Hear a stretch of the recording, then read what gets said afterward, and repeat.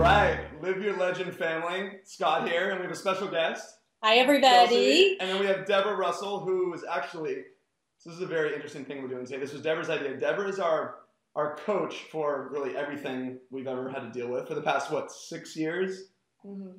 It's been a while. She's talked us off a lot of ledges, and she had this idea. She said, Scott, I would like to interview you and Chelsea for Live Your Legend about your life, your progression, and kind of this whole trip you're going on around the world. And I thought, that sounds fun. I'm a little scary because she knows more about the two of us than probably anybody. I mean, she's been our one-on-one coach, and then sometimes we'll do it together.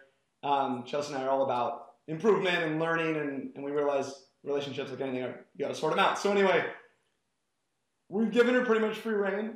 We'll see. But anyway, so they have no idea what I'm going to ask, and they're really nervous, but I like that. That's good. So you guys know me from Live Your Legend. This is my Chief Balance Officer, Chelsea. Hi. Chelsea, tell a little bit about yourself or something. I'm Chelsea, married to this lovely gentleman.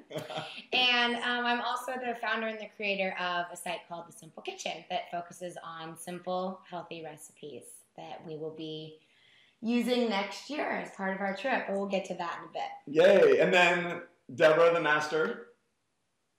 Well, I realized that I've been doing this for 28 years. OMG. That freaks me out to say that. Yeah. But really, the way I think about it is it's all about helping people figure out what they want to be, do, have, create, experience in their life, and then just, being the assistant, helping them to get past whatever gets in the way of that, to find their natural places, their strengths or talents to go for it. But it's mostly just to do it, just to go after whatever it is you want. And I really was excited to do this with you guys because I know this is something that's been in the works for a really long time. You've been thinking about it for years and years and years. And I thought it was a fun way to celebrate that. Yes. Also to have the people that come from Live Your Legend and other people, because there are going to be people seeing this that are not familiar even with Live Your Legend or The Simple Kitchen, and so they're going to come from different places, and so I'd be able to have people have a chance to get to know you better or get to know you at all. And also I'm hoping through this process that people will be inspired too. Yeah. That whatever they may have dreams that make this one look like nothing. Oh, yeah, right? Sure. And they may have dreams that feel small compared to them. But it doesn't matter because it's just about whatever it is that turns you on and makes you want to jump and go and do and create. So that's the idea. Well, so why don't we say what you're doing? Well, we got to wait 1 second. Just so everyone who's listening sits up in their chair a little bit. Deborah, how did you get started and who have you worked with, and kind of just give us a little feel for kind of how things got going. Like, we got to know kind of where this background, and the reason I say this is because the word coach sadly is used so much now that it becomes almost meaningless, and so you've been in this, like you're the real deal, and just let people know what that's about, please. I know you don't like to toot your own horn, but come on, like, where'd you come from? How far do you want to go back, right? Well, I like to say, as sort of a joke, but it's really not a joke, that I was, at one point in my life, I was on welfare. At one point in my life, I lived in the Gulfstream silver trailer. Yeah. I was trailer trash, so to speak. And I was on my third divorce and married. I mean, my third divorce at 31 years old. I mean, come on, really? And so at around 30-ish, I just went, time out. Yeah. I can see where this is going, and I don't want to go there. Yeah. I want to go somewhere else. Because I just spent so much time jumping out of the frying pan into the fire in my life, right? And so finally, it was like, I just stopped and go, what do you want? Yeah. And I really didn't have a clue because I never asked that question before in my whole life. I just kept knowing what I didn't want. Yeah. And so around that time, I did some things. I went back. I didn't graduate from high school, so I went and started taking classes in college and lied and said that I graduated from high school. Nice.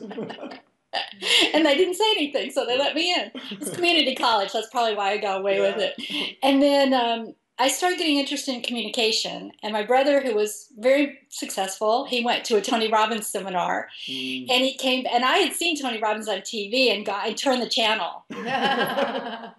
That guy's a freak. At least those people, you know, the people are crazy, freak people, but at least the guy is making money.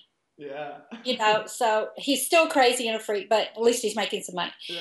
And about 3 days later, my brother calls me and he goes, "Guess what I did this weekend?" And I go, "What?" He goes, "Went to a fire walk." And I'm like, oh my God, you've turned, you know, you're one of those people. Drinking the Kool-Aid.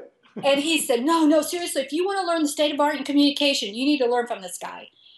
And one day I was frustrated, so I went into the bookstore and I bought his book. And I didn't tell my brother, but I called and signed up for a seminar. And then I signed up for another one, and you know, and I didn't tell my brother any of this. And then I was obsessed with how bad his haircut was, Tony Robbins. So I convinced him to let me cut his hair. Because you were a hairstylist in your past I was a hairstylist. Yeah. That's what I was doing for a living, and I actually really liked it. I really did. And side note, why did you become a hairstylist? Which I think is an important point. I became a hairstylist because I had a little child, and I was 19, and I was a legal secretary at a law firm in Century City, California. Yeah. And it was really annoying because I had to ask him if I could take time off to go take care of my son if he got sick or something. And I went, that can't be. I've got to have a job where I have control over my hours. Yeah, I love that. And I was getting my hair cut one day, and I just thought, they can make their own hours. Why couldn't I do that? Right. And so that's what I did, and I did that for 12 years, and it was a great job, and it absolutely gave me what I was looking for. Yeah, that's amazing.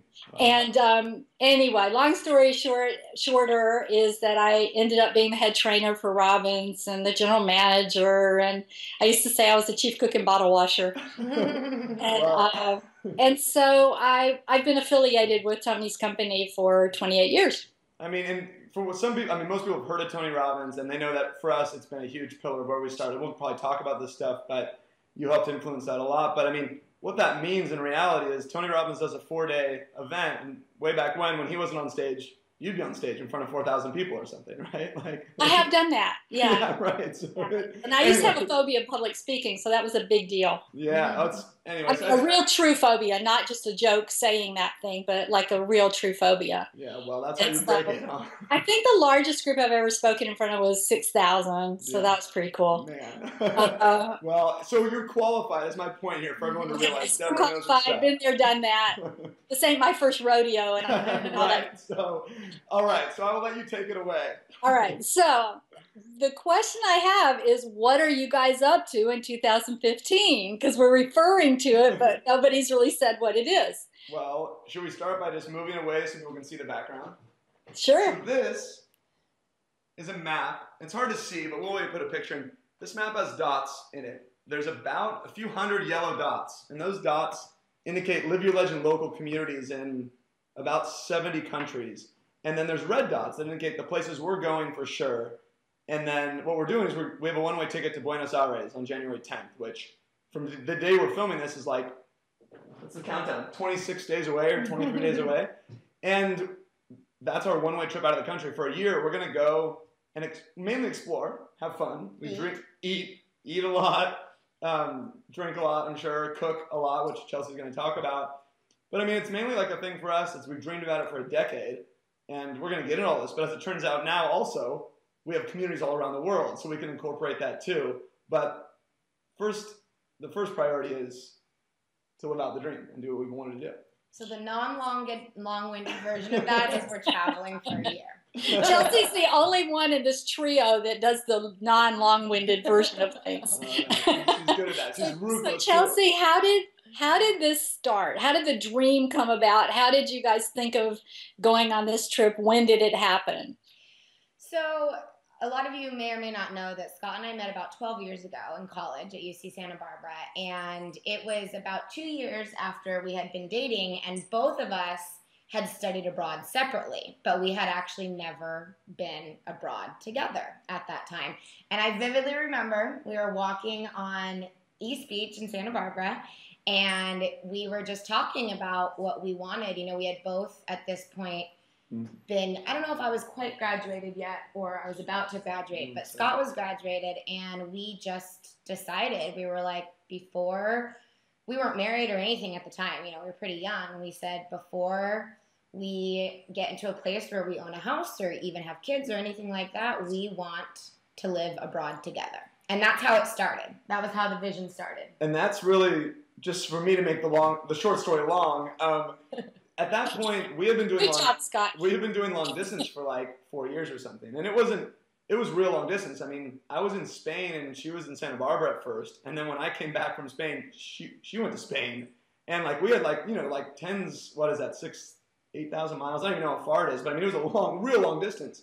And I think this is just a quick point worth making. I moved to Spain, studied abroad there within 2 months of meeting Chelsea. And we had no plans of having like a official title or anything. It was like, okay, we just met.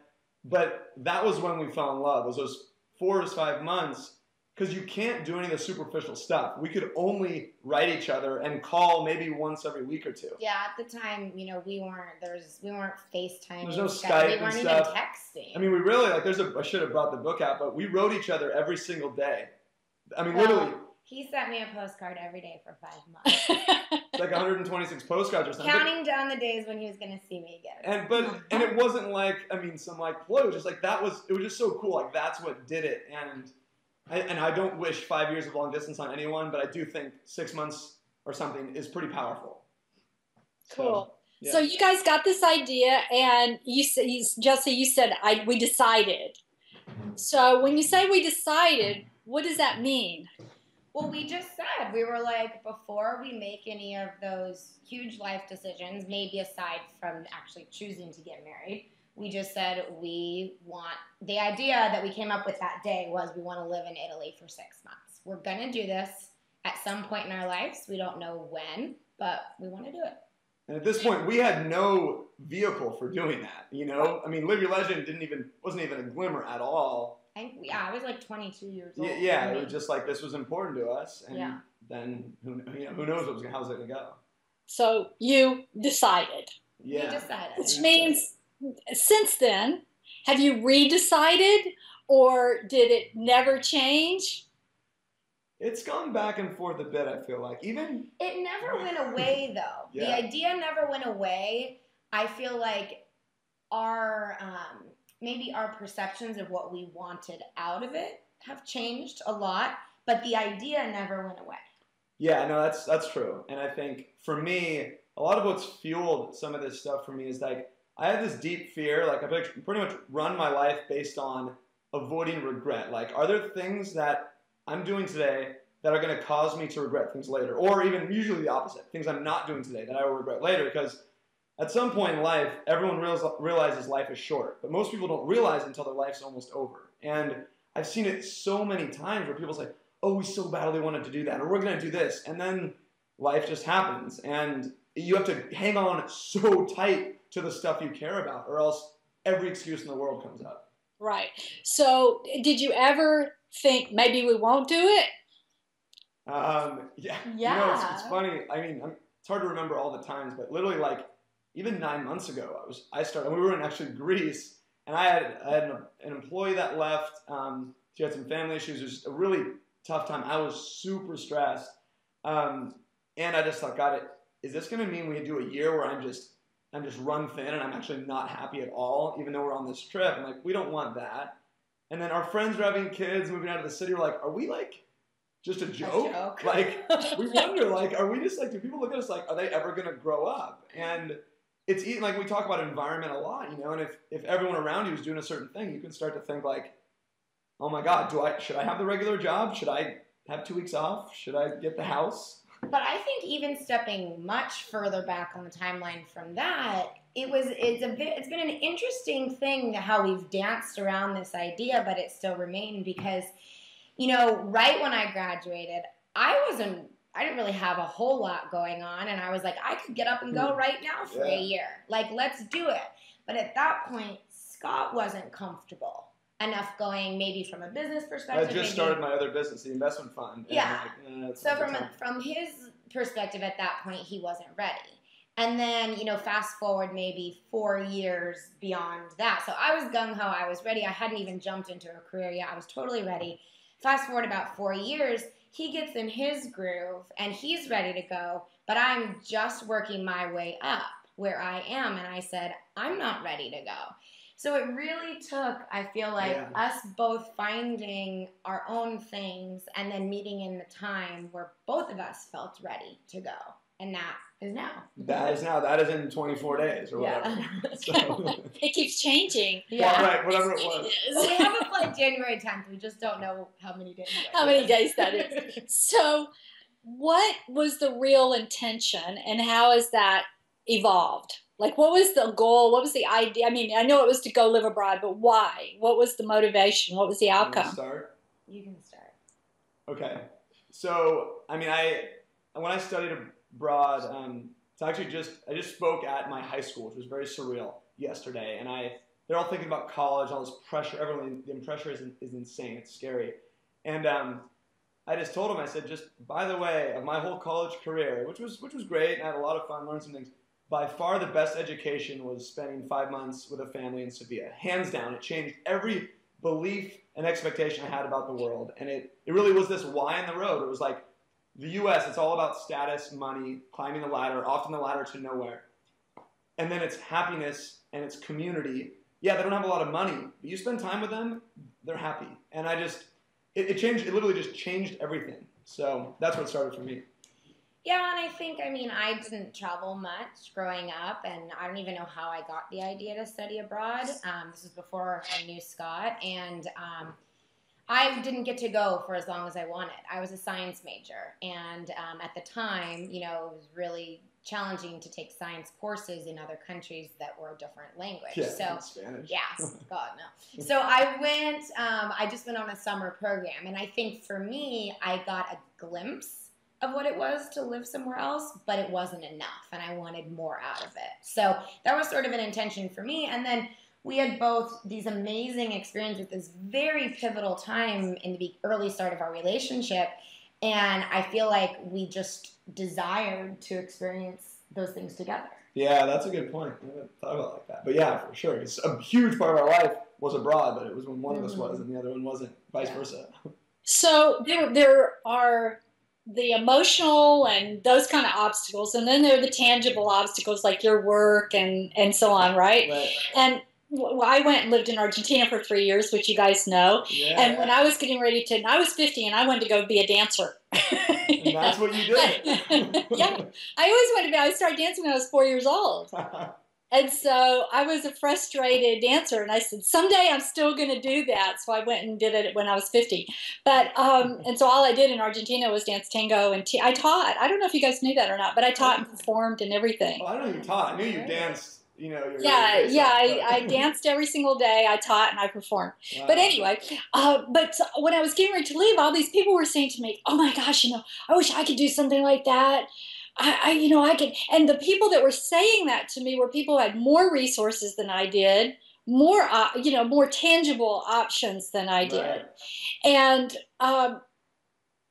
But they really felt stuck. They really felt like they couldn't do it. So sometimes it's mindset stuff, and sometimes it's tangible things. So you guys have had both of those. Well, but I also think the mindset comes from having misconception about the tangible, right? So like, a lot of people, usually their first excuse why they don't travel like this is it's too expensive. It's money and time, right? It's not just travel. Well, exactly. Why they don't do anything that it is that they're wanting to go do. Right, but let's just break it down real quick. Like, we live in San Francisco. We're in a one-bedroom house or apartment that we rent. I did the math, and a luxurious trip around the world, where we're spending for sure way more money than we will, because we'll be in apartments, we'll be cooking and stuff like that.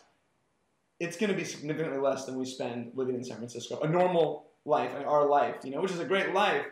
But, no one thinks like you would save money traveling around the world for a year. But with things like Airbnb and, cooking and we have business class tickets to Argentina and around the world for free. Just paying taxes, $13.70 to Argentina, because we use credit card points and we do work on that stuff. And a big part of the trip is we want to show people, like, it's not for the privileged few. Like, you just have to realize, like, and it's so easy for people to look at us and be like, oh, you guys don't have any obligations and all this stuff. And which is why, like, you know, pretty soon after we publish this interview, I'm going to publish one from a family of 8. Her name is Rachel and Greg. They have a family of 8. They've traveled the world for 5 years, working, raising their kids.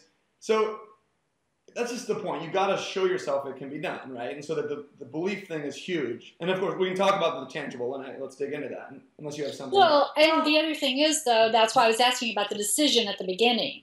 The decision was made. Yeah. So then it becomes about figuring out how to and when and all that. But it's not a question of whether or not you're going to do it. Right. It was like, okay. Even though you had a couple of moments where you went, oh.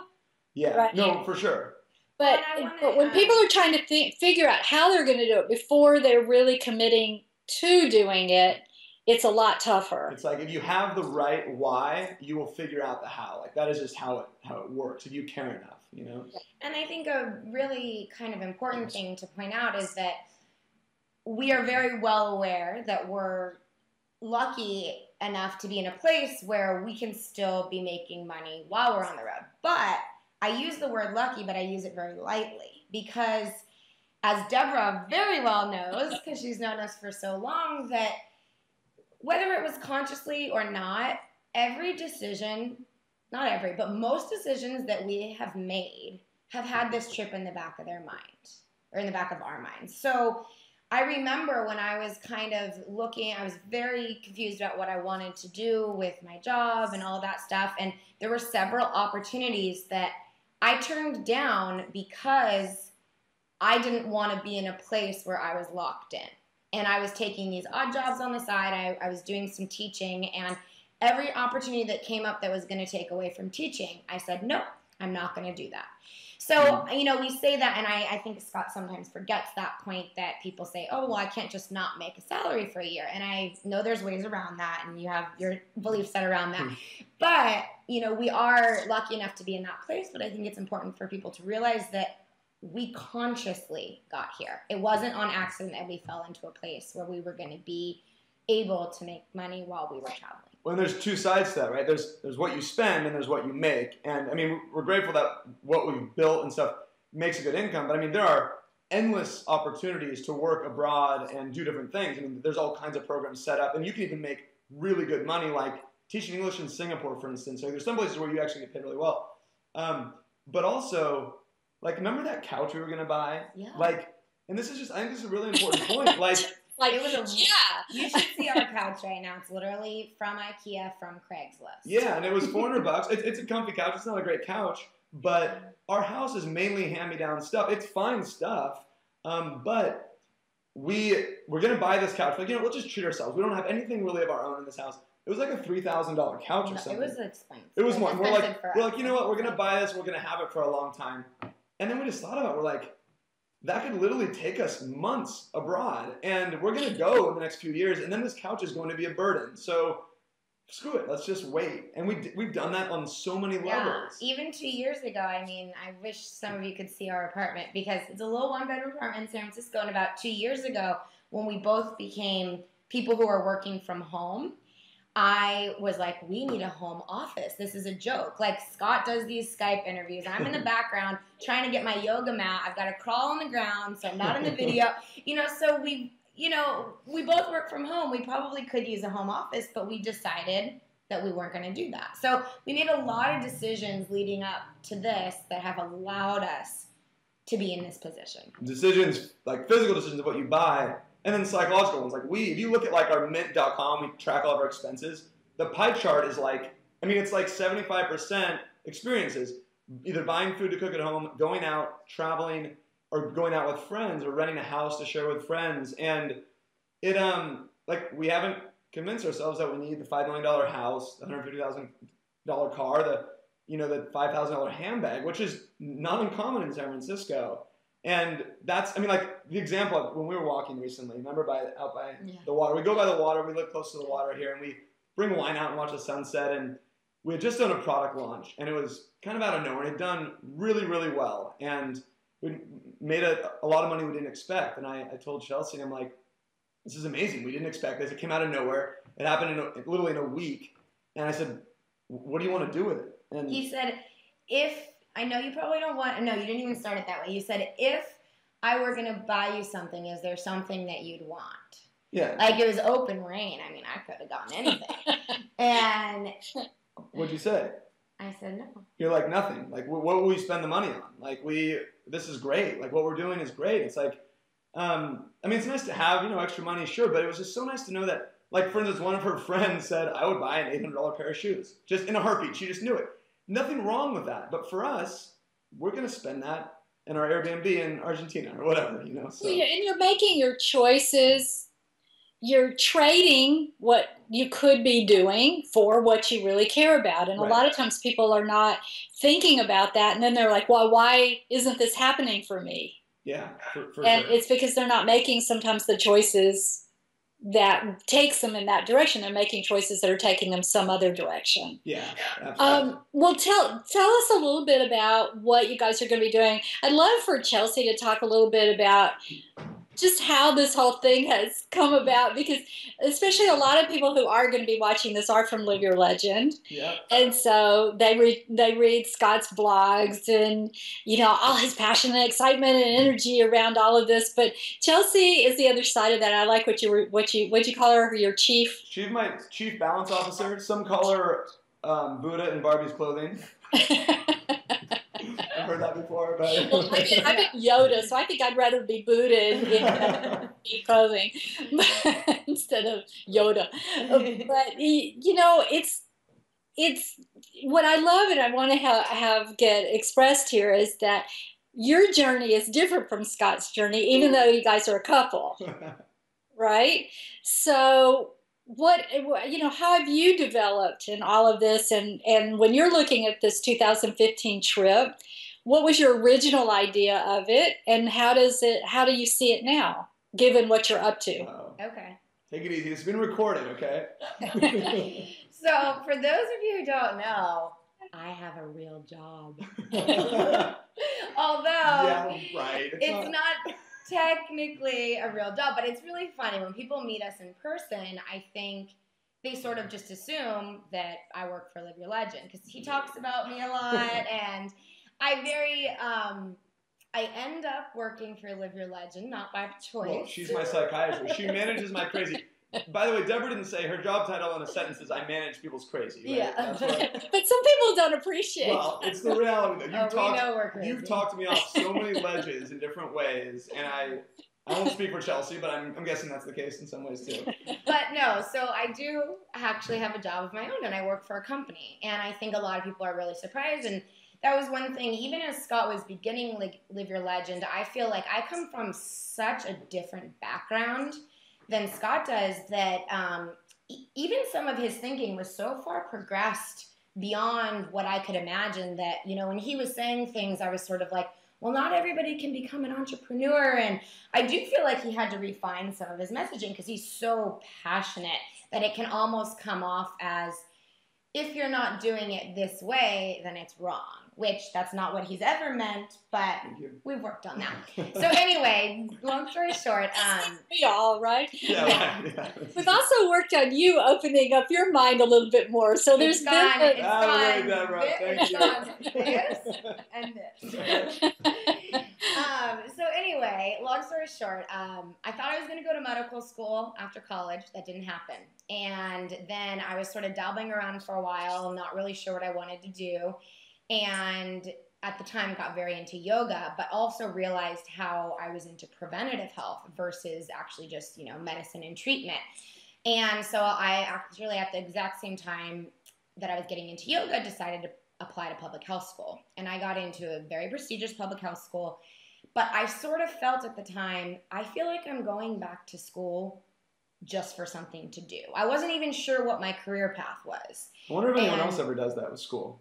It was almost like school. Yeah, it was almost like it was the reputable way to try more to figure out what I was going to do. But then when I looked at it, it was like, so I'm going to spend near 50 grand to figure out what I want to do. I think I can figure it out different ways. And it wouldn't have taught you that anyway. As we know from even our know. Friends that go to Harvard and Stanford Business School, they don't teach you what you love. They're good. They do great things.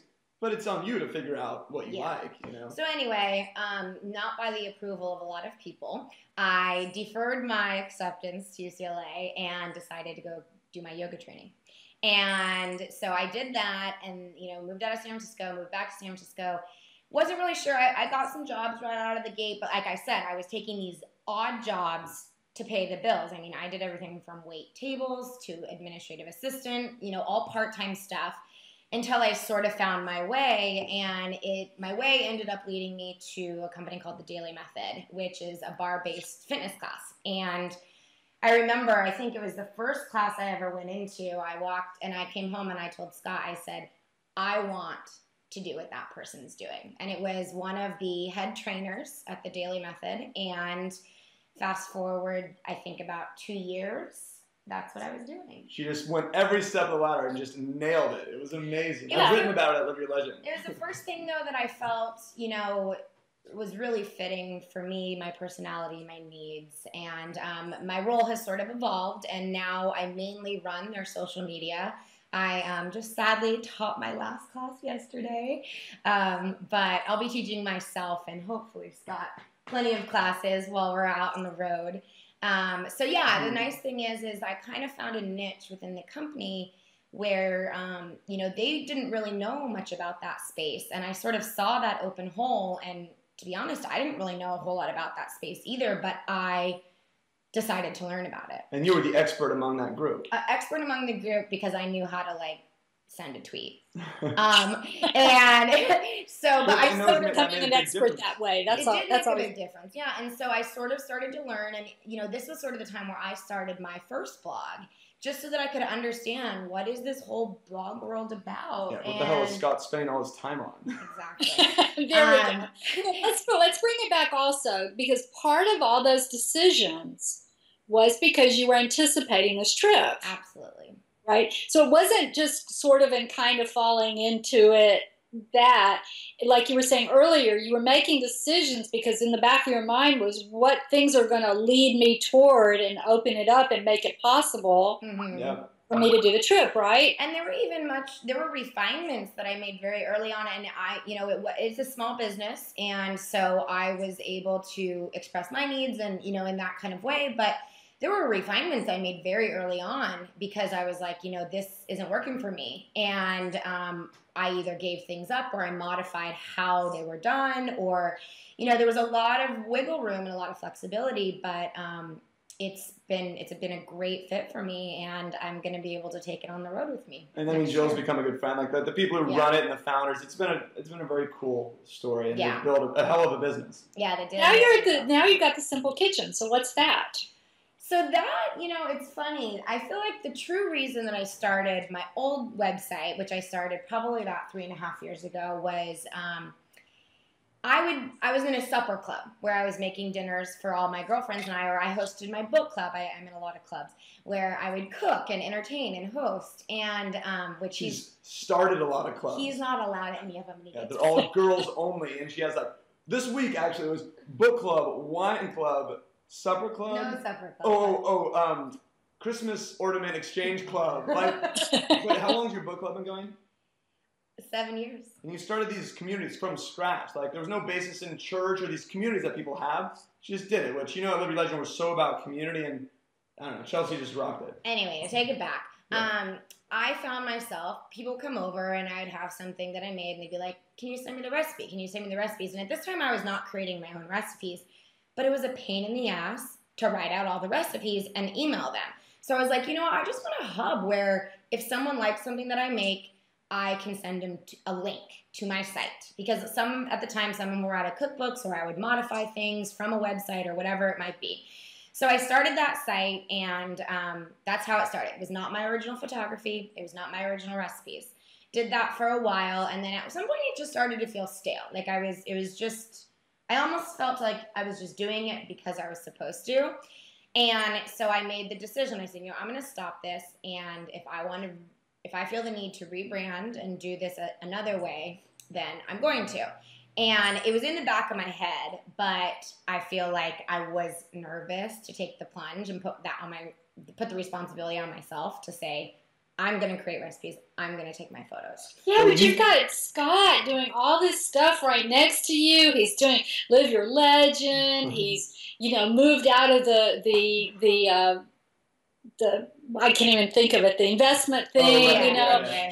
He's started with that little blog, and I finally said, hey, Scott, you need to make some money, dude. Oh, yeah, I've written about how you said, at one call, you said it's I said, at least $100 a month, something. Oh my God, my gut just dropped when you said that. And literally, I was making like real money within like a month because I hadn't asked for money. Yeah. Right. And so you've had this going on beside you. I mean, didn't that make it easier to do all this? No.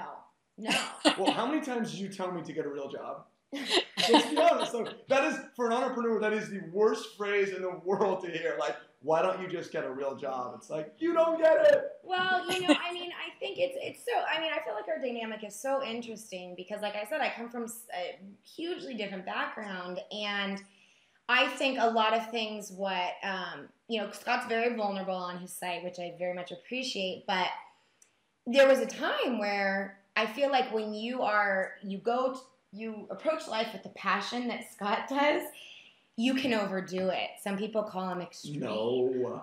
And so he got to the point where there were no weekends without work. There was, nights when sometimes I was teaching till 8. He had gotten up at 6 that morning. I get home at 8. He's still working. And then I'm home and he's in the middle of something, so he doesn't want to get off the computer. So it took Scott time to find out, to find his work-life balance. It definitely did. For a while during that, I wasn't making any money either. The site, and it's hard to understand for someone. And I didn't understand. From her background, she's like, well, so like, what are you doing? I'm like, no, we're building this thing. I think we can really make this into something. But for a while, I was like, why are you working so hard? There's not even anything coming in. And I remember that when we first launched Live Off Your Passion, I think it was, and you woke up and you said, how's it going? I'm like, I don't know, it made $2,000 and it had been open for like 40 minutes. She's like, what the hell are you talking about? And then it ended up doing, we talked about something, Live Your Legend, the first month it did $31,000, and it sounds big and crazy, which was amazing. But I mean, that was 4 years of nothing. So I mean, it was no one pays attention to the 4 years. They just look at it, right? So let's be very clear. 1 week you did this, right? But then I think that made it a little bit more tangible, at least. Oh, absolutely. Yeah, definitely. And so you see this happening, and now you're starting your thing. So doesn't that make it different? Because when I was saying to Scott, and one of the reasons I wanted to interview Chelsea as well, because I know that a lot of people are looking for their passion, and hopefully you're seeing a little bit of how passions develop. Yeah. Right? You. One of my friends says you follow the breadcrumbs. Yeah, for sure. And as you're following the breadcrumbs, and a lot of people are just trying to sit on their sofa and going, okay, what's my passion? Mm-hmm. Right? That's just not how I've ever seen it. I mean, maybe it happens. Somebody gets struck by lightning, and they know. I think it never ends, though, because even what it is for both of us, it'll manifest differently in 10 years from now, right? But still the underlying stuff. Right. I think there's been 2 main big sort of takeaways from me starting the Simple Kitchen. And one of them is a much larger appreciation for what Scott was going through several years ago. Finally. I was always supportive, but I didn't truly understand. And now, I feel like because I am where he was maybe 3.5, 4 years ago. And so it's interesting because I'm like, oh my gosh, like, how did he do this? Because every other day I want to give up because it's hard. And, so I have that appreciation. But I also think, too... That felt good when she said, now I don't understand how you did it. And I'm like... Yeah. Well, and also because he was solo. Like, he hasn't helped me. I don't think he's given me any handouts. Easy. But no, you say I know more about WordPress than you do. I do literally ask her questions. Now she does Photoshop things for me and stuff. Like...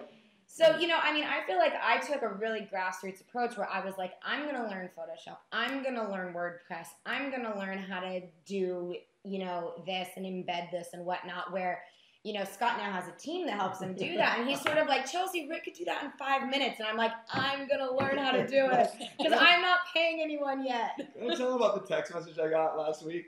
What? So I'm in Tahoe at a mastermind meeting with my friends. And we have a big whiteboard, like with no computers. We just talk about ideas. Do it each year. And I get a text and it says, from Chelsea, it says, so I made B testing, no big deal. I'm like, oh my God, that was from my wife. And she spent all day setting up an A/B testing, whatever. It's just, It's all amazing. day, literally. It's like It's, hallelujah. But like, That's I want so to funny. like, and Well, Chelsea, I came up with this question for you that you're going to kill me because I know how you love to be put on the spot. But in the context of Simple Kitchen, this is so lame what I'm going to do, but oh well, I can't help myself. So if you were a kitchen utensil, Oh. what kitchen utensil would you be and why? Oh my gosh. This one takes so much thought. I You know what? you'd say. Well, I'd be curious to know what you say. I think if I were a kitchen utensil, and hopefully this counts as a utensil, I would be my Vitamix because I could eat every meal, breakfast, lunch, and dinner, and I even had a friend who made a 5-course dinner with his Vitamix alone. Let's give Leo Babauta a shout Leo. out from Zen Habits. Leo. He did it 5 courses. And so there's just a lot of options. But if you want to go back true utensil, I think I'd obviously be a fork because you need one to eat a lot of things. Yeah. So Scott, what would you say? Well, I was going to say Vitamix for her. That was the first thing that came to mind. I love how incredibly fun and useful it is to use a spatula when you're getting the last bit out of a bowl. You know, like you made like cookies. Like, oh, you just get all of it. It's so efficient. Yeah, you don't get to use it much, you know, but it's not my only utensil. That would be. You just want to get that last bit of all of it out, right? So we've got the useful. Right. Like fork, you've got to have it, right? And then we've got the just get that last everything out of it. That's the difference between our personalities. Exactly. Okay, so in the kitchen. what specifically are you guys planning for the trip? So we know adventure. You want to have fun. You have experience. You want to meet people, but you had mentioned the Live Your Legend, and then I think there's some other things you might be doing, Chelsea. So what are you guys going to be, how are you going to be deciding where to go and what to do? I have to interject before we hit that topic, which is obviously important, the Simple Kitchen thing, which no one ever gives himself enough credit, and we were just talking about this before actually we started the interview, right? Deborah was talking, I talked about about kindness in schools. I was talking to a high school group, we talked about being nice, not bullying and all this stuff, and she's like, the most important person not to bully is yourself, and you got to be your own biggest fan, and it's very hard. And I just need to let people know that 3 months ago, the Simple Kitchen didn't exist, right? 3 months ago, it didn't exist. She told me, she's like, I can't believe all these people who make up their own recipes and all this stuff. And look at the food photography; it's gorgeous. I could never do that. What did you spend on the food photography course? $20. $20 food photography course using the camera we got for our wedding 5 years ago. What sites have you gotten accepted on and featured in? Food Gawker, Taste Spotting, a bunch of the big... Finding Vegan, yeah, the biggest websites that she respects. These huge websites. And she got accepted within like the first few weeks, maybe the first week of launching the Simple Kitchen. I think, yeah. And then I remember one week she was like, down about something, and she's like, oh, it's not going well. I'm like, where'd you get featured this week? And she's like, well, Food Gawker, Finding Vegan. I'm like, that was... a month and a half ago, that was an unattainable thing, and it's already become normal to the point where you don't even consider it an accomplishment. I mean, when she thinks about it, she does, but that's how people work, and that's why, Deborah, I credit you so big for this. In the weekly planning process I go through, you said the most important step is the first one, where you bask in all of the glory from the last week, of all the things you did. Even the little things. Yeah, right, the smallest stuff. Little things. So it's been amazing. I'm so excited for you, Chelsea. And I mean, she's like had people talk about wanting to hire as like a food photographer at their business. I mean, things that like you just never would think about. And she's spent $20 on a course. So I say this for 2 reasons. One, to tell you guys how legit my wife is, but also that you don't need to go have this huge investment. You could spend $50,000 at photography school, and maybe that ends up being a good decision. But my point is, start small, make it impossible to fail, and just. Go. Build on it. Yay. Okay, so about the trip. About the trip. Why don't you talk about Live Your Legend first? Well, and I kind of said that in the beginning. We have these local communities all over the world, and which is hard. How many do you have now? So the last check, I think it was 300 cities and 70 countries who meet on a monthly basis to help each other do work they love. So outrageous and wonderful. Well, and it's so hard for me to believe. One of our the Kuwait City group has an Instagram account for Kuwait City Live Your Legend Local, and they have guest speakers every month. They're super active. Our Kenya group is crazy. They hand-painted their own huge banner. And, I mean, we don't need to get into this too deeply, but, I mean, we just found that community and surroundings change everything, right? Like if you want to run faster, you want to, do work that you love, it's powerful. Now, it goes the other way too. If the people around you don't inspire you, your odds of success go way down. And that is more important in the real world than anywhere else. And I think Facebook, as much as social media has allowed us to build the communities we have, if you stop there and stay behind your computer and don't go in the real world, literally chemical things don't happen. Like the oxytocin doesn't fire. Either does the serotonin. Even though we love you, Deborah, and we have so much fun with you, that's not happening right now. If we it's not hug the you, same as when we hug. right, if we dance tango or whatever, it's different. And so that's huge, and that's being lost on us. And so anyway, that's why we focus there. We're going to visit a lot of those.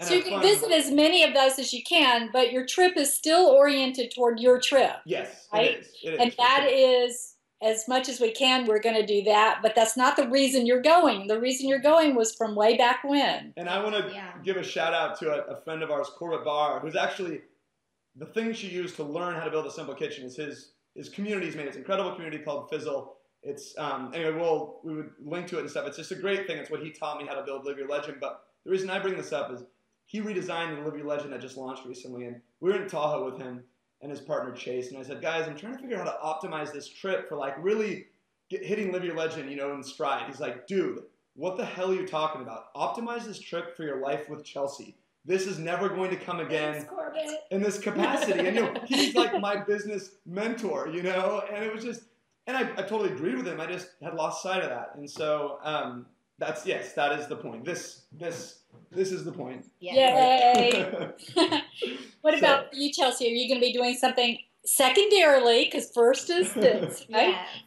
Related to Simple Kitchen? Yeah. So, and it's so neat how I feel like we, when this trip came about, it wasn't about anything other than us. And then we both found things that we care about enough that we want to do while we're on our trip. So one of the things that I'm doing at the Simple Kitchen is to try to show people that cooking is not hard. It doesn't have to be hard, especially when you're using simple, real ingredients. We just need to do a pan over to this kitchen. So messy. This is the dirty, messy kitchen. But it's really small. The fridge is bigger than Chelsea. Or no, sorry, Chelsea's bigger than the fridge, and the oven is this big. Oh, that'll be great in Argentina then. Yeah. Right. It'll be practiced. And it can get smaller, but it's not going to get much smaller. No garbage disposal, no dishwasher, by the way, in our kitchen. And I host 20-person dinner parties. 5 years. So anyway, we're going to be running these Airbnbs around the world, and there's some really cool tools out there. Like Scott does have a community called Live Your Legend, but there's also these dinner party apps. Eat With is one of the ones that I know the most about, where you can say that you're hosting a dinner party, and people, you get people to come to your dinner party. It could be around a theme. I think I'll probably do some vegan ones and definitely all vegetarian. And so I'm gonna document myself making food in all of these kitchens. I have no clue if I'm going to arrive and there's only one fork. Maybe there's only 2 spatulas, so I'm going to have to figure it out. And if I have 1 fork and I want to have 4 people over, I'll make finger food. So it's going to be just sort of my process of me in these little kitchens figuring it out. Because the truth is, the way I believe, if you're eating real food, as long as you combine that together, you can make it, and it can be easy. Yay! And I love that. I love the randomness of it, because you literally, these Airbnbs you can rent an igloo on Airbnb. No joke. You can rent a treehouse. It's an amazing business, and we just love them because it's just a great win-win situation for both sides. But what's fun about this is that you don't know what you're going to get, and so it's literally going to be a toss-up, and it's going to be simple style. There's no getting around it. Yeah. You can't bring your Vitamix. It weighs 20 pounds. I wish I could. Well, that brings up, I have another one of those funny questions. This is the bag we're taking, each of us. It's a 45-liter bag. My weird question related to that. Scott, what would you wish that Chelsea would not pack?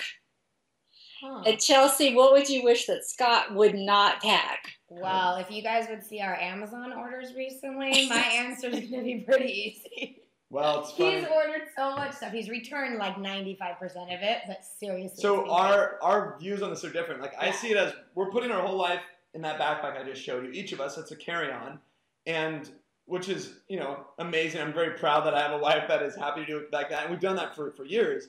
Your travel experience gets exponentially better when you don't have to worry about all your shit and you can just carry it on the plane. But anyway, I see it as, if I have this little bag, I want the perfect pieces in it that are the 80-20 pieces. So I ordered all these fun things like thin shirts. Yeah, the right, like lightweight shirts. Like this is one of them, an ex officio shirt. And Chelsea's like, what is your opinion? My opinion is, so I don't know how long I've owned this shirt, probably 5 years. I'm going to bring this shirt on the road because then if something gets wrong with it and I get a hole or a stain or whatever, toss it and I'll buy a new black shirt. Yeah. Hey. So we have a totally different opinion. So he's actually purchased a lot of stuff. He's going to have all the tools. I'm bringing what I have, and then I'm probably going to get rid and replace on the road. So but what I answered the question yet. Yeah, and I don't know because, I mean. Well, here's what I'm hearing though, is that because each of you are bringing your own backpack. Yeah. It's really irrelevant. Yeah. You've got to carry yours and you've got to carry yours. There's probably a few things I'll carry that like, we'll carry a little recorder for interviews. But I mean, the show have the camera though. So yeah, I mean, we'll be pretty well evened out. But you just can't have a lot of fat when you have not if you're carrying a backpack. Small bag, and it's not like a big backpack. I mean, it's by design. I need constraints because I will fill whatever I have. Like that's just my life, So. So I think maybe a roundabout answer to the question is I'm sure Scott probably wishes I would have bought a few more travel key pieces, and I wish he would have bought a few less. Yeah, well, we'll see what she thinks about that when, I pull out my little rain slicker and a little thing like this. I do my MacGyver thing. Yeah, right. You'll be like, yeah, Scott, I'm so glad you brought that. One thing that we missed about the Simple Kitchen is you talk about, simple food and all that, but also a huge part of the why is food brings people together. Yeah, I was going to go there, but then we kind of traded. But yeah, so I think in the underlying thing of what both of us want to do, which is really cool, is we want people to connect in the real world. This stuff is awesome, but we want people to do that. So that's part of the reason that I'm having the dinner parties. Sorry, get centered here.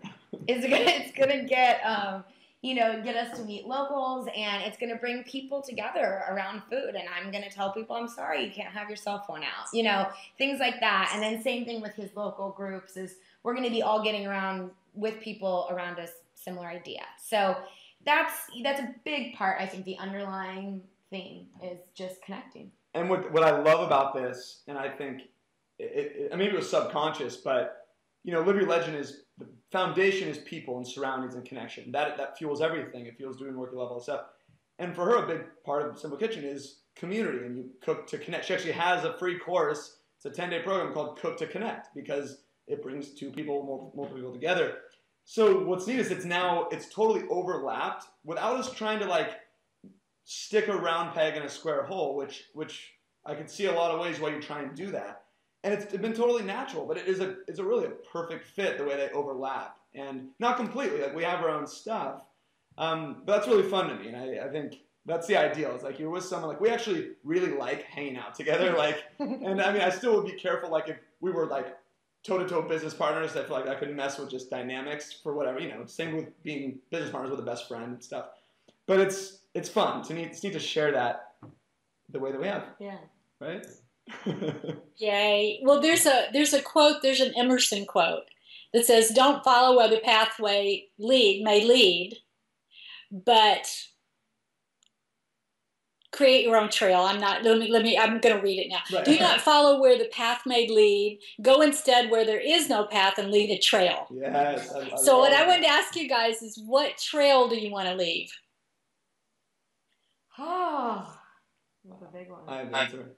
Okay. For me. For you. Okay. You go first. No, you go first. I mean, really, the answer is we want to leave our own. I mean, we want to just do what matters to us and hopefully not be influenced by things that people think should influence them. And I mean, for me, my biggest pet peeve is people kind of sleepwalking, including myself. I try to be very, very aware of that. I think we are hyper aware of things things that sound simple and that are just part of society.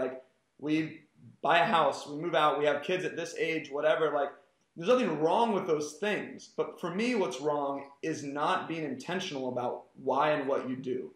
Mm-hmm. And that's why for us, and for me, I just want to be careful. We follow our path, and it's not about what we think is going to get, the most clicks or the most whatever. And sometimes Chelsea will say, oh, it's not all about like, doing like a marketing thing and stuff. And I've learned how to like, tell a story in an honest way, but in a fun way. And so that's there. But it, yeah, I would say our own. That is the path. Yeah. That's the path. So what's the trail? Oh, when you've gone, what trail did you leave? Well, I think, this is definitely about us, but I do also think that it's as equally much about others because, I know that when I look at, some of the blogs, food blogs that I followed, it was so refreshing to me to see them say, I taught myself photography and I myself taught home cook, all that stuff. And that gave me a little spark of inspiration that maybe one day I could do that. And so I kind of think the same is true with this trip, that, we're not trying to tell people get up and quit and leave everything behind and don't buy a table or whatever you don't want to do. But I think it could just be looking at things through maybe a different lens that maybe they might not be looking through now. So, or possibly through your own lens for the first time. To step back and just, that sounded kind of poetic. That wasn't on purpose. But, that was beautiful, Scott. Yeah, but yeah. Well, there's another saying that says, all journeys have a secret destination of which the traveler is unaware. Oh, I love this. We're going to have a lot of those. Yeah, no. So I had this idea. I didn't get to it here today. In the interest of time, I won't go there. But it was going to be to have you guys imagine it's now January 2016, and we're talking. And what were some of the magic moments and that kind of thing. So and where are we, too? Where are you, exactly. Are we home?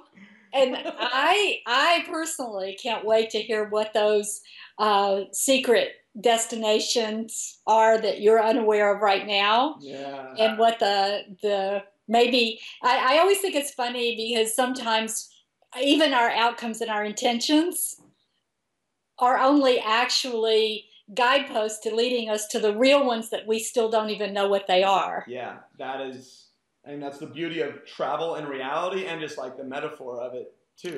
And life, you just even with coaching, when people start coaching, I go, okay, so what's your outcome for coaching? And it's extremely common that where we end up has nothing to do with what their original thought or outcome was, but it's a higher. It's like they come to what they really came for, even though they didn't know it. Yeah, and and a lot of people, the whole topic of risk comes up a lot, like especially when we talk about Live Your Legend, because people think I'm saying like, quit your job tomorrow and go start a business. By the way, that is not what it's about. Actually, I tell you, don't quit. Do it on the side until you know what's up, and so you don't panic when you change. So it's not about this rah, go do that, but like be intentional. That is the word, be intentional. But you, I guess, when you go, I guess two answers to it. One is, people have asked us, what are you going to do when you get back? And I think I heard this from a Live Your Legend local person at one of our first meetups. She was going with her husband to hike the trails in Chile, in Patagonia, and I asked her that. She's like, the girl who finishes that trip is the one that can answer that question. And I think it's this awesome answer. It's amazing. It's so cool because that was great. Because I know our thinking will be so open and so different if we once we finish. So we're not qualified to answer that. But just like to round out the risk things, I feel like we hear this a lot. It's like, I can't like risk it and like, try something you care about, try something you love or whatever. And I remember Jim Carrey in his commencement speech recently, he said his dad taught him that you can fail at something you hate and you can fail at something you love. So like, why not pursue something you love? But to me, the biggest risk isn't trying something and it doesn't work out, because nothing works as planned. And certainly the best things are the things that weren't planned. But so the biggest risk to me, and I think probably to us, is that we wake up in a year, 5, 10, 20 years, in which we would have done something differently today. And like I said, with regret in the beginning. And so that the biggest risk is doing nothing, I think. And so I make a point of that because the people watching this, I know subconsciously we think of these reasons why we can't do things. So we hope we can at least move you a little closer to possibility. Right? Yeah. Yeah, and whatever that is for them, like I said at the very beginning, they may have some ideas that make a trip around the world look like child's play. Oh, which it kind of is child's play. Deborah, we have an adult play. We have an open offer. There's a Live Your Legend reader that is running across every country in the world. It's his lifetime goal. He's run across 7 of them. He's an ultra runner, and he said, maybe Chelsea, my wife, could hang out while we run across like Jordan or something. I'm like, listen, I don't do that stuff like that, you know. But anyway, yes. Yeah, that's the other thing. You will get challenged. Yeah. And then there are other people that they're just like, look, I would like to just start a blog, or I think that's a I would like to take a photography class. Or I had a lady one time, she goes, I want to feel like I could go play, go bowling on Sundays with my grandchildren, but I'm too embarrassed to go bowling. And after she started going bowling on Sundays, she was like this new person. And there were no real barriers, physical barriers. Right. So it's not about how big it is or how small it is or anything. It's just about if it's in you and it's calling to come out, to make sure that you jump in there and get going on it. And I love that you brought that up, Deborah, because, you know, Scott is a huge dreamer. And I'm not big, I don't dream so big. I have small dreams. Oh, unless you start asking her about childhood health. Well, okay, that's a different topic. But you want to get her angry? No. Yeah, no, that gets me angry. Yeah. But anyway, so I think and I love that you bring that up, Deborah, because I feel the same way. You know, it's not about having these huge grand dreams that no one's ever done before. It's about you. It's about you. Yeah, like doing and something. If you have a big one like that, by all means, let's go for it. Right. Yeah. And just do something that matters. It can be this big, it can be this big, whatever. You know, a friend of ours, Chris Gillibo, who wrote The $100 Startup, and one other book that just came out, the Happiness of Pursuit. And he just visited every country in the world. It took him 10 years. That was just his thing. But he documented like 50 or so people that pursued all these quests. His whole thesis was quests and the pursuit of these purposes make life happier. It's better. But remember the woman that couldn't travel, and she was a cook. What did she do? So she didn't have the means of traveling. She had 3 kids, you know. And she cooked a meal, or she's in the process of doing it still. She cooks a meal from a different country every single week. And she gets into it. She plays the music from that country. She learns a little bit of a background. And so, yeah, that's maybe her grocery bill is going to be a little bit more because she's getting that extra crazy spice. But that doesn't cost a lot. And she got a global experience with her family and stayed in her house, you know, so and who knows? That's the kind of thing, too, is Oprah says you can do everything, just not all at the same time. Yeah, right. And so that may be an example of someone, her children are going to grow up. Mm-hmm. Right. And she's now cooked these meals once a week from all over the world. Who knows what will happen 10 years from now when she's traveling to those countries if she wants to. Right. Yeah. You know, so everything doesn't happen. And like you said at the beginning, the time, you know, first it was great for you and not for Scott, and then it was great for Scott and not for you, and now it's come together. So everything doesn't always happen exactly in the time frame that we have set out. Right. That doesn't mean it couldn't stay. Definitely. And one interesting thing that didn't come up that we actually butted heads on, either whether we knew it or not, was that for a while I was building Live Your Legend, working really hard, and I could always fill downtime. Like I would trips, I had always things to do. She's like, I don't really have a project like that. Like we're going to be out traveling, you're going to be working on your computer half the day.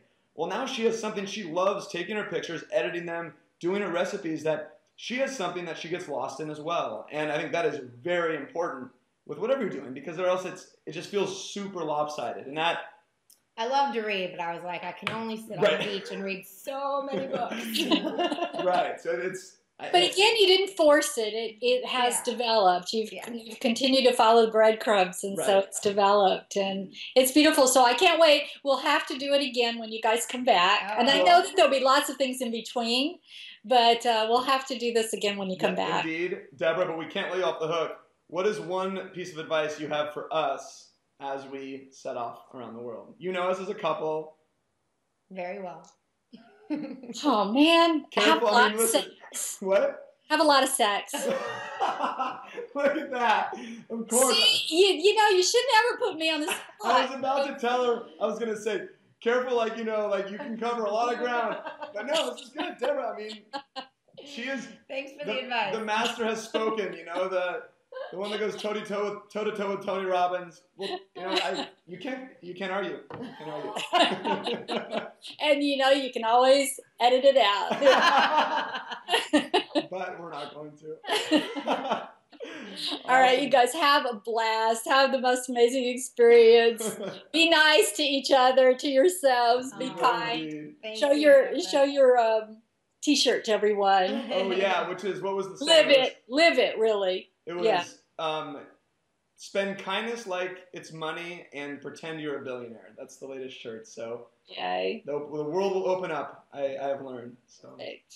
Awesome, Deborah. Thank you for being you. This is possible because of you. You know how much your fingerprints are on this trip. Like, it's insane. Well, I can feel some little touches along. Yeah. And you know what's very, very interesting for me is that I have done all these things that I wanted to do, truly. I mean, things that were so crazy, that I never thought. And where my joy is in this life right now, in addition to my 2 little grandchildren, is for you and other of my clients to it's like, I feel like it's Christmas. I feel like it's my trip. People are getting married and they're starting businesses and things are taking off, and I just get teary. I get like the mother in the audience when her kids in the school play, and that's how I feel with you guys going. And I know that it's just fingerprints because so many other factors have come together for this, and your own who you are as people. But it does give me a lot of pleasure to know I had just little, little touches there. What you do with everyone, like you've done with us, you create these ripples, and of course what we're doing will create other ripples. And if there was an app or something to track it back to you, it would be, I think, overwhelming the geometric or exponential impact. So cool. Thank you. Thank you for that. All right. Love you guys. Talk to you soon. Bye. Bye. Thank you.